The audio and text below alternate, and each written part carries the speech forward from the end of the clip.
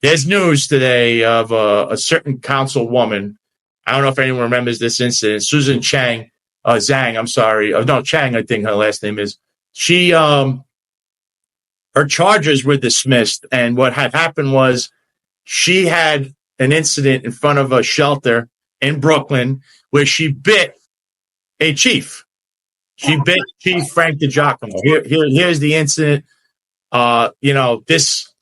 Look, if you put your hands on an officer, especially a chief, a high-ranking officer, I mean, she was arrested, yet now, just like anything else in New York City, you see how there's rules for different classes of people. So the Eric Adams of the world get away with corruption because of who they know. Meanwhile, this woman who bit a cop, okay, a sitting councilwoman, bit a chief, a fellow paisan, by the way, Frank DiGiacomo.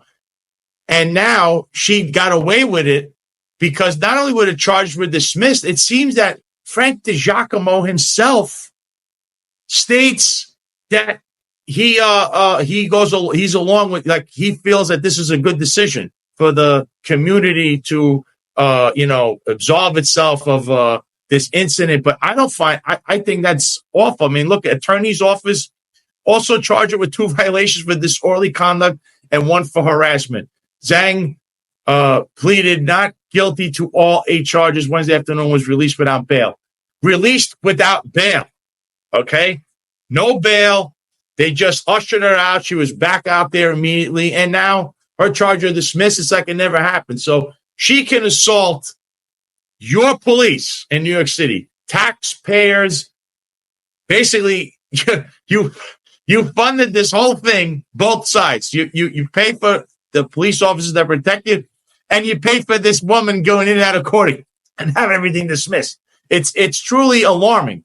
Here, this is what was said here by Eric Gonzalez, somebody I know. I used to be in the Brooklyn DA's office all the time. This is from Gonzalez. This case was resolved through a restorative justice process that created space for dialogue, accountability, and healing. A spokesperson for Gonzalez said in a statement, it was based on the wishes of the victim and the defendant's willingness to make amends. This is exactly what restorative justice is meant to do: address harm, foster understanding, and support a path forward. So, to this audience, do you think that's restorative justice? Do you think that finding a chief, forget it, it's not even a cop, to see a chief out there, a chief, a high-ranking white shirt, all right? This isn't John Shell, chief of department. I'm talking about a chief that is out there with his troops. He's out there with his troops, putting his hands on people, telling them, don't go over this barrier. There's a protest. He's getting bit by a councilwoman, a sitting councilwoman. Do you think it's restorative justice to let this all go as if it's never happened? You're going to be the deciding factor with that, because I think that's disturbing. And here, Rob Lukash, one of the co-hosts of Executive Perspective, 17:05 p.m. on Wednesdays or 5:05 p.m., says, stupid decision. He's looking for the next promotion. What is the message he sent?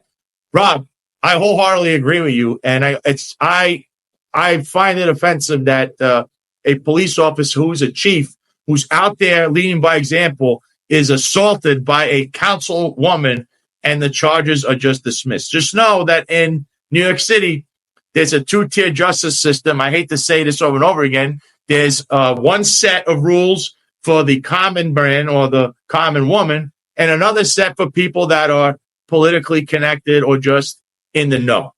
And I think this should be, people should actually maybe write to the district attorney's office and say, what the hell are you doing?